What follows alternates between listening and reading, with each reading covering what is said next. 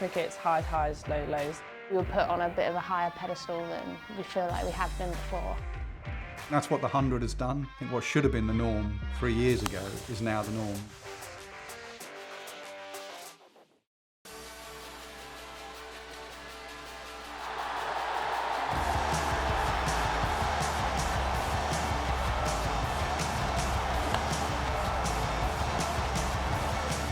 Right through the defence.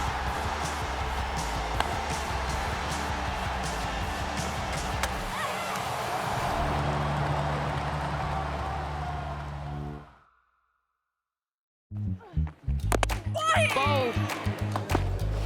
Sarah Glenn's one of the most exciting players on the women's circuit globally. You know, she's a spinner, gives the ball some air, but it's one of those young players who's now moving into leadership roles within the squad. This is a sort of best player available type of pick. Look, you're getting one of the top 5 bowlers in T20 cricket in the world with Sarah Glenn. She, again, can hit lower order runs and is very useful in that capacity. Coaches and captains get strategic about what players they can pick. It was nerve-wracking to say. I was literally sat on the sofa in my pyjamas with a cup of tea. I got my dog ready to sit next to me because I was really nervous. I was like, I don't know where I'm going to go, what's going to happen. And then when I saw, Spirit came up, I was like, right, that's my home, and I'm not complaining, Being at Lords, it's a great team, so it's been a bit of a roller coaster of emotions, but I'm really, happy with the move and enjoying it.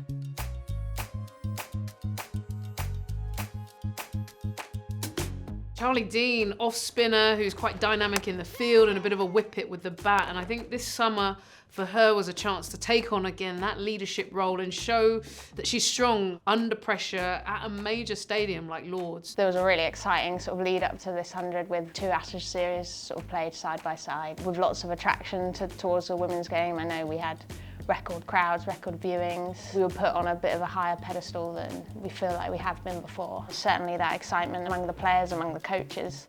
There's sort of this buzz surrounding women's sport. Being at Lords, it's quite special. There's a bit of like a unique feeling to it. It's almost time to stop talking about, oh wow, isn't it great that girls and women are playing at Lords? That should have happened years ago. But also it adds pressure because you now have to, as a side, really represent women's cricket. You've got the local squad behind you. So being at Lords is massive. It's massive for the game. That's what the 100 has done. I think what should have been the norm 3 years ago is now the norm. So for the London Spirit, coming in after a couple of tough seasons, really, they were trying to get that formula right. We have had rain consistently today. Classic English weather. It really felt like it wouldn't be a game day without a bit of rain. Unfortunately, the women's game has been abandoned. Our first 2 games completely wiped out by the weather, which was such a shame. It's one thing if you perform badly, but the other is when the weather gods are against you and you really can't control it, you don't know how it's going to impact. And then you start to look at the table and you realise, hold on, we've lost a couple of games here and we're under pressure and time to try and get things back. We know that this tournament is very thick and fast, and we just had to switch it on. The first game was actually a bit more nervy, I think, because obviously we had 2 washed out and there was anticipation. We are going to get a game between London Spirit and Southern Brave. That is very good news for London Spirit. It's actually quite draining not playing. You kind of get yourself up and not playing again, and then you get yourself up, and obviously the second game got cancelled as well. So we're used to trying to switch on quite quickly. I think the team that switches on pretty quick and wins that first little battle is ultimately going to be the one that hopefully takes home the game at the end of the day. Right through the defence. That's made a rattling sound. Oh, she's got him, dragged it on from outside leg. Adams has her first, the Brave their second. A little bit slower, maybe. Whatever it was a simple catch for Mandana. She's got power, but she doesn't have the placement. Well, it's a shot she plays well, Heather Knight. Sweep that she goes to so often, and she just managed to pick out Callia Moore. I guess 2 games washed out and then a 85 ball game and a defeat. I think we were a little deflated, but I think playing at Lords in front of a home crowd was something that really got us going. So going into the 4th game against the Rockets, we really needed a win to get our campaign going. It was nice to finally get out there, just relieve a bit of the pressure, and now I feel like set to go again. obviously against Rockets, my real team, so we've got to win. Oh, yeah. Got to win. Yeah, going into that game for Sarah Glenn, obviously it was the team that she was playing for last year in the Trent Rockets, and so she would have wanted to show what she was made of. She wanted to show why she's made the move down to the big stadium in London, and so she would have been thinking to herself, look, I've got to perform here, I've got to show why I've made the move. Back here, both these sides desperate for a win, both winless and trying to kickstart their tournament. In the 100, the power play is super important. You know, if you get off to a good start, it can change the whole innings, and momentum's really important. Yeah, we just kept it really clear and simple.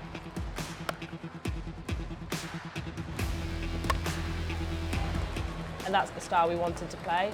And you could see it put off their bowlers, so that other batters coming in, they were already having doubts about what to bowl, and they set the tone really well. Wasn't the easiest wicket in the middle stages of the game or of our batting innings. We sort of struggled to really push forward and take it on. Swept high in the air and should be taken and is taken. Mealy Kerr stuck in there, and then at the back end hit some really useful boundaries, and then using the crease, moving around, really skillful stuff.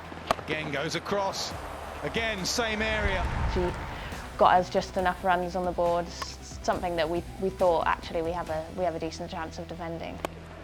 Last ball, and they scramble through for a single, and they just set a target for the Trent Rockets. We knew it was enough runs to get on the board, so I feel like we went in there with confidence.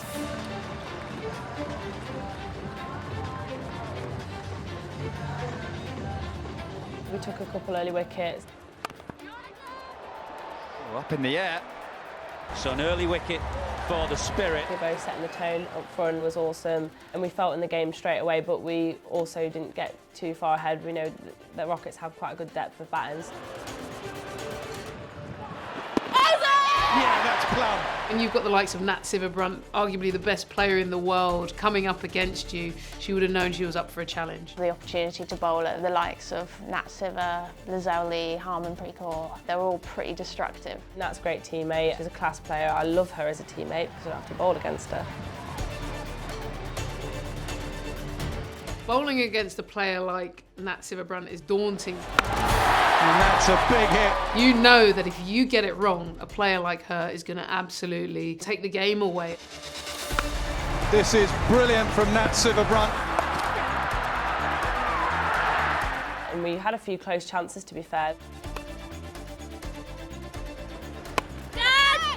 Down the pitch, does it land safe? Yes. We knew we were in the money for it, and then as soon as she got set, we was just about, okay, let's just stop her from scoring, because we know how she works. One of the top three, if not the top, would be Nat Sciver-Brunt, and I'm talking about worldwide. It's that one player who's been outstanding. Here we go again, bang! Big shot. Oh, that could be it. That is it. Nat Sciver-Brunt, 81 not out. Game, set and match the Trent Rockets. Unfortunately, she batted very well that day. It wasn't the best start for us, but it's something that motivated us to get better, to get stronger. It's so important in a team to just have that team spirit, but it's even more important when things aren't clicking perfectly, and you actually often look to a couple of key players who can bring that energy. Sarah Glenn, for me, kind of embodies that. She's fun on the field, she's fun off the field, she's got the TikToks going. Really get to it.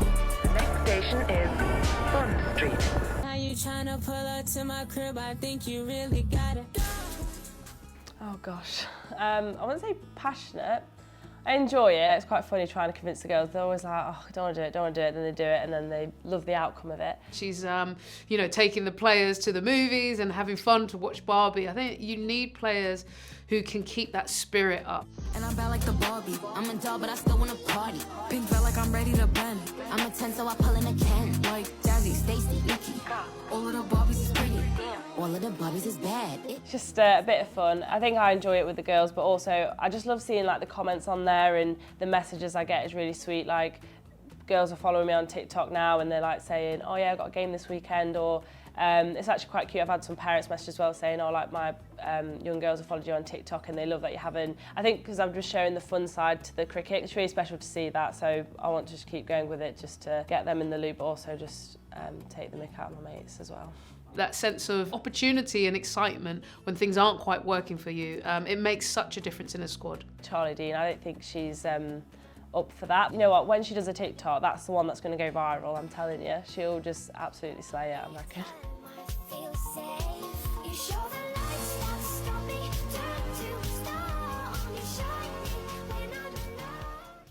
Obviously, I enjoy cricket. I've played it my whole life. It's like, oh, I'm doing it for what I'd want for my younger self, because I would go up and ask for like male signatures or have male icons, and it's nice that the girls have that now. So I really want to keep pushing that to get girls in the loop who might not even know cricket, and it just comes up on their page and they're like, okay, what's this? So yeah, it's really special to see.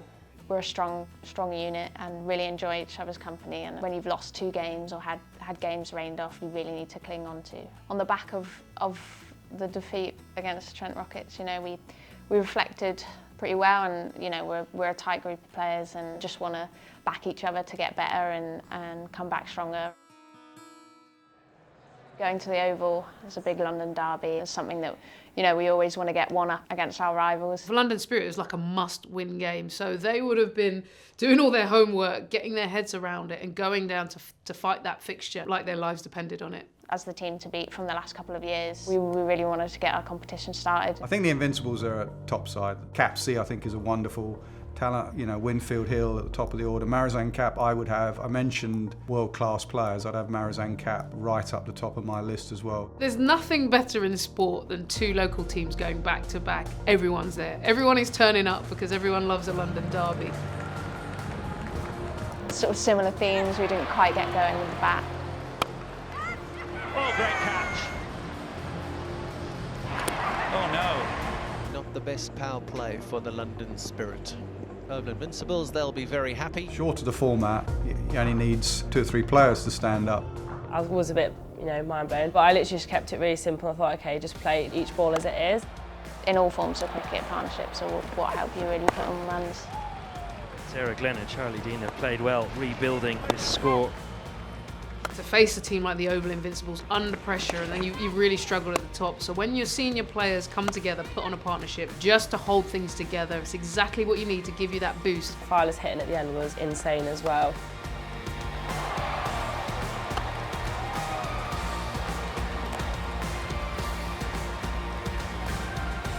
Very impressive.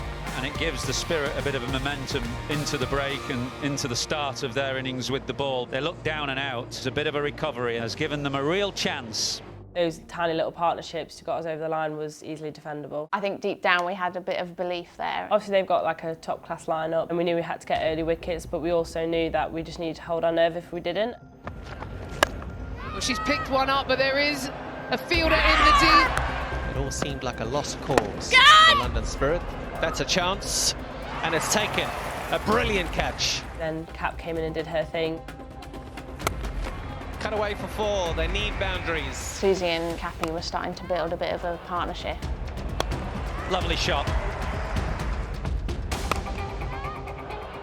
And that's something that's, you know, really dangerous. We know how she plays, she's in those match-winning moments, so we knew she was a crucial player. I think we just wanted to, you know, bowl at the other end and try and get her off strike.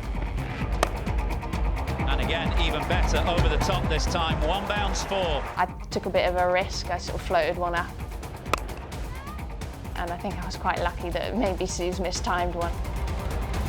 Charlie Dean picks up a useful wicket to break what was a dangerous-looking partnership. Yeah, I think that sort of helped us really start to get into their batting order. We hadn't quite taken as many wickets, and then they followed after that. Straight up.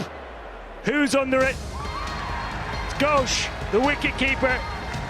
And it's a huge wicket in Marizanne Cap. Our spinners, I guess, of what's come dependable in our team. You know, we managed to contain a really strong team. Danny Gibson does a great job.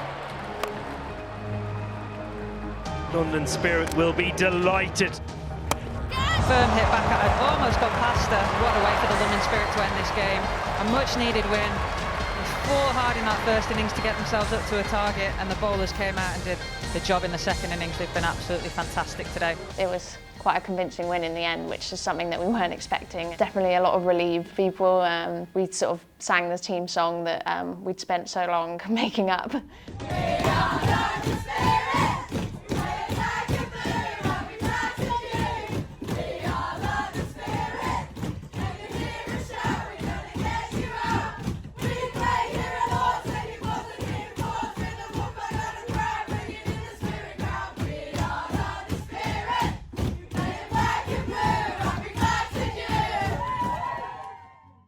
cricket's highs, lows, so you've just got to really enjoy those moments.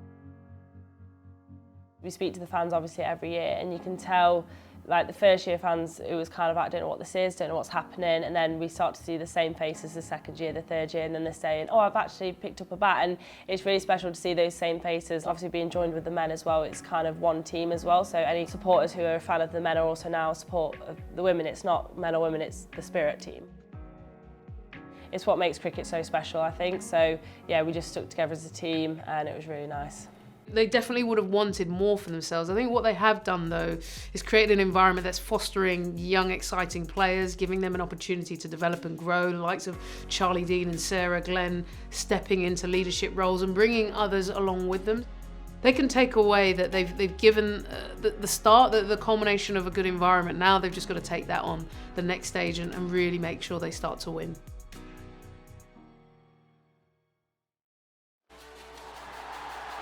I think you've just got to be brave, nail your skills. It is actually really good fun when you play cricket. 95. There's a bus around the ground. My role really is just to go in and try and keep the momentum going. He is a very, very special talent.